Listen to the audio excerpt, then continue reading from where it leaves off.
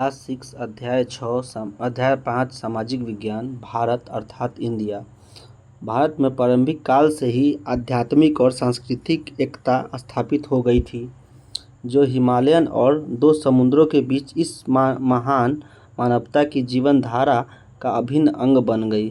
श्री अरविंद का ये कथन है। 2300 वर्ष पूर्व ग्रामीण भारत को दर्शाता एक दृश्य महान सांची स्तूप का उत्तरी द्वार से ये लिया गया है। महत्वपूर्ण प्रश्न जानेंगे। भारत को हम कैसे परिभाषित कर सकते हैं? भारत के कुछ प्राचीन नाम क्या थे, जानेंगे इसमें। यहाँ पे भारतीय उपमहाद्वीप एवं भौतिक मानचित्र, जिसमें कुछ नदियाँ प्रदर्शित की गई हैं, देख लेते हैं हम लोग। अरब सागर, बंगाल की खाड़ी है, यहाँ पे कावेरी नदी बह रही है, कृष्णा नदी, गोदावरी नदी, महानदी, गंगा नदी, ब्रह्मपुत्र नदी, ताप्ती, नर्मदा नदी, चंबल नदी, यमुना नदी और गंगा नदी। यहाँ पे सिंधु नदी बह रही है, इससे नदियाँ आगे मिल रही है झेलम नदी और चेनाब नदी, रावी, सतलज, ब्यास और सरस्वती नदी।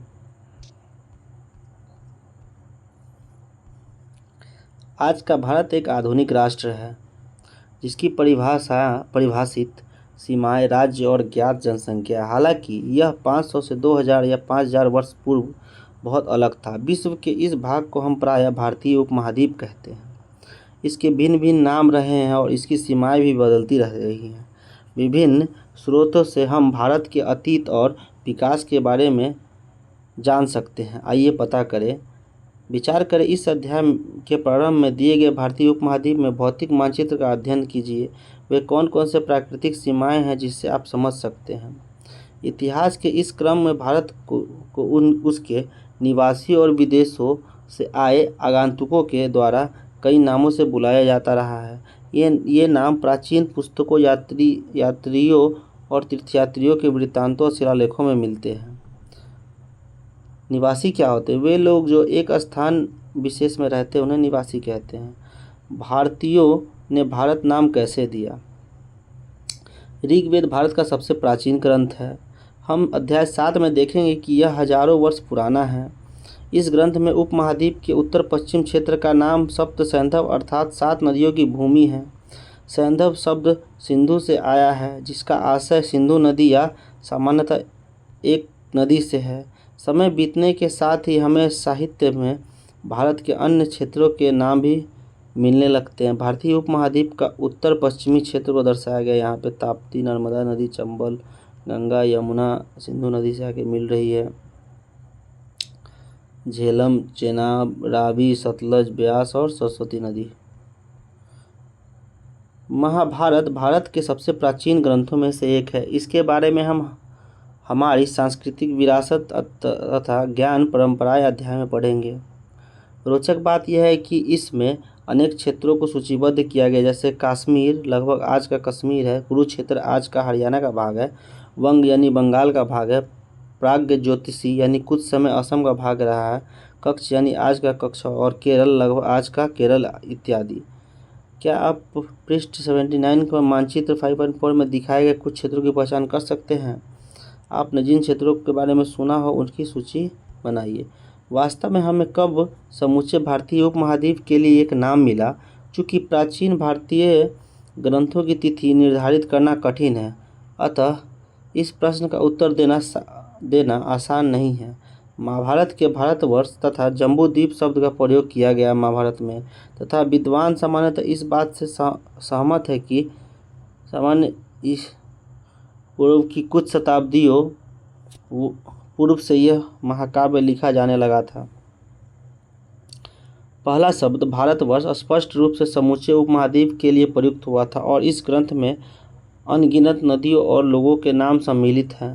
भारतवर्ष से आशय भरत के देश से है। भरत वह नाम है जो सर्वप्रथम ऋग्वेद में उल्लिखित हुआ था। वहाँ इसका अभिप्राय लोगों के एक प्रमुख वैदिक समूह से है। बाद के साहित्यों में विभिन्न महाराजाओं के लिए भरत का नाम उल्लेखित हुआ था। दूसरे शब्दों में जम्बूद्वीप से आशय जामुन वृक्ष के फलों के द्वीप से है। यह वास्तव में भारत में पाए जाने वाला एक सामान्य पेड़ है, जिसे जम्बुल वृक्ष यानी मालाबार प्लम या जामुन वृक्ष आदि भी कहते हैं। आगे जम्बूद्वीप भारतीय उपमहाद्वीप का पर्याय बन गया। वास्तव में इस संबंध में हमें एक भारतीय सम्राट से बहुत अच्छा संकेत मिलता है। उनका नाम अशोक है, जिनके विषय में हम बाद में जानेंगे। अभी के लिए हम उनकी तिथि को लगभग 250 सामान्य संवत पूर्व मान सकते हैं। जैसा कि हम देखेंगे, उन्होंने हमारे लिए बहुत से शिलालेख छोड़े हैं।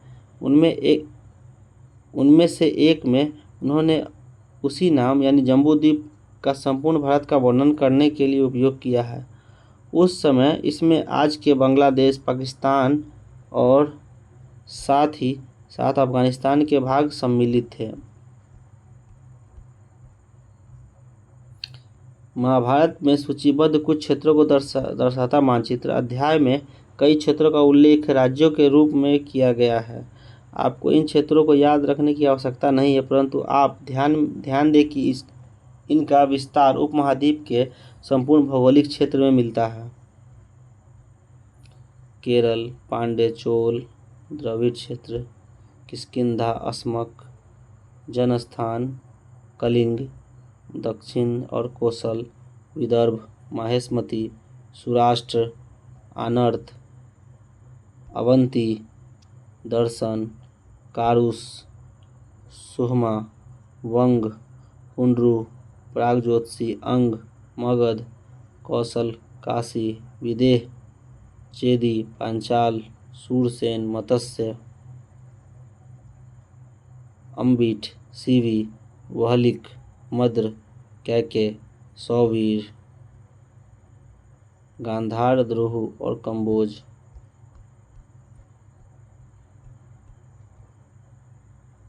कुछ शताब्दियों के बाद भारतीय उपमहाद्वीप के लिए सामान्यतः भारत नाम का प्रयोग किया जाने लगा। उदाहरण के लिए एक प्राचीन ग्रंथ विष्णु पुराण में हम पढ़ते हैं, उत्तर यत् समुद्रस्य हिमाद्यैत्र दक्षिणम वर्षा तद भारत नाम। वह देश जो समुद्र के उत्तर में और हिमाच्छादित पर्वतों के दक्षिण में है, उसे भारत कहते हैं। यह नाम भारत आज भी प्रयोग होता है। भारत में इसे सामान्यतः भारत लिखते हैं, जबकि दक्षिण भारत में प्रायः इसे भारतम लिखते हैं। क्या आप हिमाच्छादित पर्वतों को पहचानते हैं? क्या आप समझते हैं कि भारत का यह संक्षिप्त विवरण सही है? यह जानना रोचक है कि भारत के लिए देश के विभिन्न भागों ने एक समान परिभाषा को अपनाया है। उदाहरण के लिए 2000 वर्ष पूर्व प्राचीन तमिल साहित्य की एक कविता में एक ऐसे राजा की प्रशंसा की गई है जिसका नाम दक्षिण में केप कुमारी के नाम से, उत्तर में महान पर्वत तक, पूर्व के हिम सागर से पश्चिम के महासागर तक जाना जाता है। उत्तर में महान पर्वत को अब तक आप पहचान सकते हैं। केप कुमारी की पहचान करने में भी कठिनाइयाँ नहीं होनी चाहिए।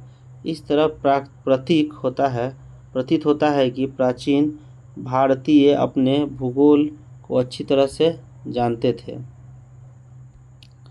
ध्यान रखें, भारतीय संविधान जो सर्वप्रथम अंग्रेजी में लिखा गया था की शुरुआत से east India that is Bharat वाक्यांश का प्रयोग किया गया है। संविधान को हिंदी अनुवाद में ही वही भारतीय अर्थात भारत की उल्लेखित किया गया है। आइए विचार करें, भारत के मूल संविधान के पृष्ठ में क्या आप इंडिया अर्थात भारत को समझ सकते हैं? विदेशियों ने इंडिया का नाम कैसे रखा? विदेशियों में सर्वप्रथम प्राचीन ईरान, फारस के निवासी ने भारत का उल्लेख किया था। 6ठी शताब्दी सामान्य संवत पूर्व एक फारसी सम्राट ने सैन्य अभियान आरंभ किया और सिंधु नदी के क्षेत्र, जिसे सिंधु कहा जाता है, पर नियंत्रित किया। अतः यह कोई आश्चर्य नहीं है कि आप अपने प्रारंभिक खेलों और शिलालेखों में फारसियों ने भारत को हिंदू या हिंदू से निर्देशित किया था, जो उनकी भाषा में सिंधु का रूपांतरण है। ध्यान रखिए कि प्राचीन फारसी में हिंदू पूर्णतः एक भौगोलिक शब्द है। यहाँ इसे हिंदू धर्म से संदर्भित नहीं किया गया है। इन्हीं फारसी स्रोतों के आधार पर प्राचीन यूनानियों ने इस भाग को इंडोई अथवा इंडिके नाम दिया था। इन्होंने हिंदू शब्द के पहले अक्षर ह को हटा दिया क्योंकि यह अक्षर यूनानी भाषा में नहीं था। सिंधु, हिंदू और इंडिके। प्राचीन चीनियों ने भारत के संपर्क स्थापित किया। विभिन्न ग्रंथों में इन्होंने इंडिया का उल्लेख किया, यूतु और यिंतु से किया था। यह शब्द भी मूलतः सिंधु से आया है। सिंधु, हिंदू, इंदु और यिंदु। संघ और उसका राज्य। भारत के संविधान का प्रथम पृष्ठ लोकसभा सचिवालय नई दिल्ली 1999 से लिया गया है। हिंदी प्रतिलिपि प्रबंधक भारत सरकार फोटोलियो मुद्रणालय नई दिल्ली द्वारा निर्मित की गई है।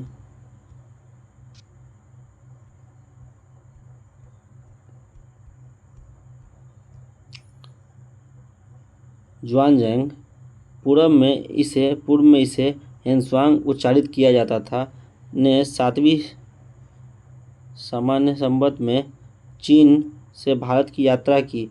उन्होंने भारत के कई भागों का भ्रमण किया, विद्वानों से मिले, बौद्ध ग्रंथों को एकत्रित किया और 17 वर्ष बाद चीन वापस लौट गए। वहाँ उन्होंने संस्कृत से चीनी भाषा में उन पांडुलिपियों का अनुवाद किया था जो वह अपने साथ ले गए थे। आगे आने वाली शताब्दियों में कई अन्य चीनी विद्वानों ने भी भारत का भ्रमण किया। एक अन्य चीनी शब्द तिएनजू को सिंधु से लिया गया था, परंतु इस शब्द को स्वर्ग तुल्य स्वामी के रूप में भी समझा जा सकता है। यह बताता है कि चीनियों का बुद्ध की भूमि के रूप में भारत के प्रति कितना सम्मान था। आप संभवतः हाल के पारिभाषिक शब्द हिंदुस्तान से भली भांति परिचित होंगे, परंतु आप यह नहीं जानते कि यह शब्द आज से 1800 वर्ष पूर्व सर्वप्रथम एक फारसी शिलालेख में प्रयोग किया गया था। बाद में भारत पर आक्रमण करने वालों ने भारतीय उपमहाद्वीप को वर्णित करने के लिए इसी शब्द का प्रयोग किया। आइए पता लगा क्या आप भारत के लिए प्रयुक्त विभिन्न नामों को से इस तालिका को पूर्ण कर सकते हैं। फारसी, यूनानी, लैटिन यानी चीनी, अरबी और फारसी, अंग्रेजी, इंडिया और फ्रेंच, इंडे। आगे बढ़ने से पहले भारत एक प्राचीन भूमि है जिसे इसके इतिहास के क्रम में कई नाम दिए गए हैं। प्राचीन भारतीयों द्वारा दिए गए नामों में जम्बू द्वीप तथा भारत सम्मिलित। बाद के समय में भारत और शब्द अधिक प्रचलित हुआ। अधिकांश भारतीय भाषाओं में यही नाम मिलता है।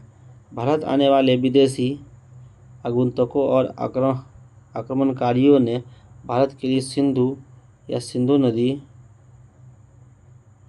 आधारित नामों को अपनाया। इसके परिणाम स्वरूप हिंदू, इंडोई अर्थात इंडिया जैसे नाम बने।